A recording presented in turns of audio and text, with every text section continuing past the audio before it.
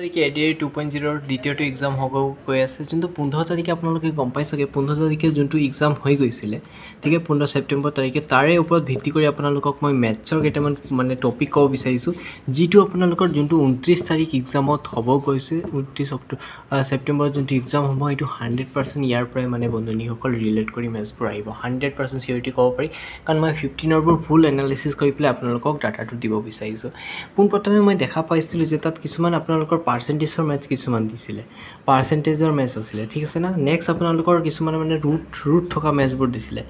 ৰুটৰ মেথছবোৰ দিছিলে ধৰি লওক এনেকুৱা টাইপৰ যিবোৰ ৰুট থাকে এনেকুৱা ৰুট তাৰপিছত ইয়াৰ ভেলুটো কি হ'ব এনেধৰণৰ ৰুটবোৰ মেথছ আছে সেইবোৰৰ ওপৰত দিছিলে ঠিক আছে না আপোনালোকক যি কৈছে সেই টপিকবোৰ নোট ডাউন কৰি লওক আপোনালোকে পিছৰ পৰ্যায়ত ধুনীয়াকৈ সলভ কৰিব পাৰিব নেক্সট যোনটো আছিলে আপোনালোকৰ এজ মেথছ আহিছিলে এইচ মেথছ এইটো প্ৰতিবাৰতে দিয়ে আৰু এটা মই চাইছিলোঁ নেক্সট আপোনালোকৰ এজ মেথছৰ লগতে নেক্সট যোনটো টপিক আছিলে এইটো আপোনাৰ কেলেণ্ডাৰ ধৰি লওক আপোনালোকৰ মই এটা এক্সাম্পল দিছোঁ এক্সাম্পল 1 ছেপ্টেম্বৰ তাৰিখে যদি 1 ছেপ্টেম্বৰ 2024 যদি তাৰিখে যদি ছানডে হয় ঠিক আছে না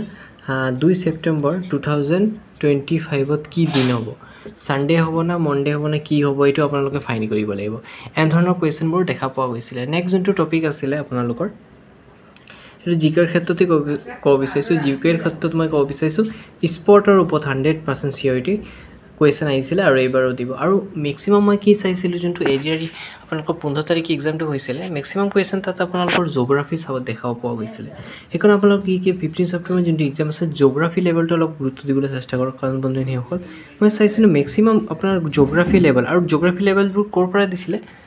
ক্লাছ আপোনাৰ 8ৰ পৰা ষ্টাৰ্টিং কৰি পেলাই ক্লাছ 10ৰ ভিতৰত দিছিলে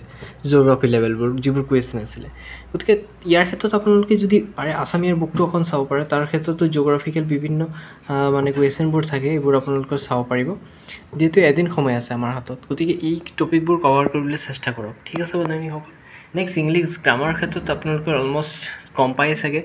চিননিম এণ্টনিম এইবোৰ এক দুটামান কুৱেশ্যন আহিব পৰা চান্সেছ আছে লগতে মই যোনটো ইম্পৰ্টেণ্ট সেইটোহে আপোনালোকক অকণমান জনাই দিব বিচাৰিছোঁ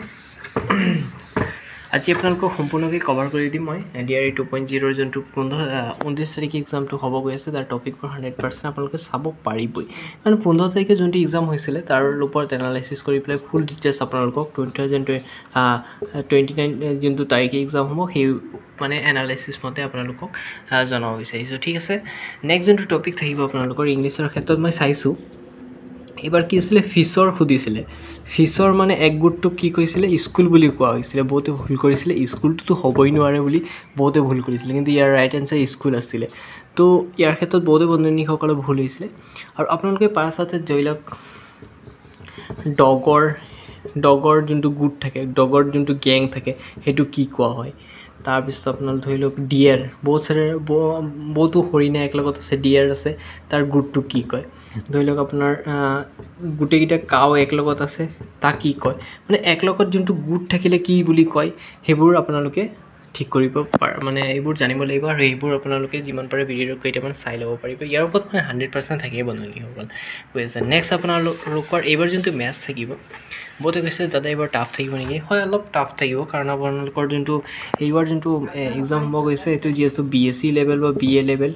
গ্ৰেজুৱেশ্যন লেভেল হ'ব গৈ আছে গতিকে এইটো অলপ মেথছটো টাফ থাকিব কিন্তু ড্ৰাইভাৰ ফ'ৰ্থ গেট বা ড্ৰাইভাৰ পোষ্টৰ কাৰণে যোনবোৰ মেথছ হ'ব একদম ইজি মেথছ দিব আপোনাৰ ধৰি লওক ক্লাছ 8 আৰু ক্লাছ 9 লেভেলৰ দিব মেথছ মানে ইমান টাফ নিদিয়ে পাৰিলে 6ৰ লেভেল 7ৰ লেভেল এনেকুৱা ধৰণৰ মেথছবোৰ থাকিব ইমান টাফ নাথাকে কিন্তু গ্ৰেড 4 আৰু গ্ৰেড 4 আৰু আপোনালোকৰ ড্ৰাইভাৰ যোনটো এক্সাম হ'ব কিন্তু যোনটো BSc লেভেল বা গ্ৰেজুৱেশ্যন লেভেলৰ এক্সামৰ থাকিব সেইটো অলপ পেটাৰ্ণবোৰ অকণ টাফ হ'ব পাৰে ঠিক আছে গতিকে বেষ্টবিলাক ভালকৈ এক্সাম দিব নেক্সট ভিডিঅ'ত যদি কিবা অসুবিধা পাই জনাব আৰু চেনেলটো ছাবস্ক্ৰাইব ৰাখিব আপডেটবোৰ দেখি থাকিম আৰু 29 তাৰিখে যিসকল কেণ্ডিডেটে এডিআৰ এক্সাম দিব যাব তেওঁলোকৰ শুভেচ্ছা বাণী থাকিল ভালকৈ এক্সাম দিব থেংক ইউ ছ' মাছ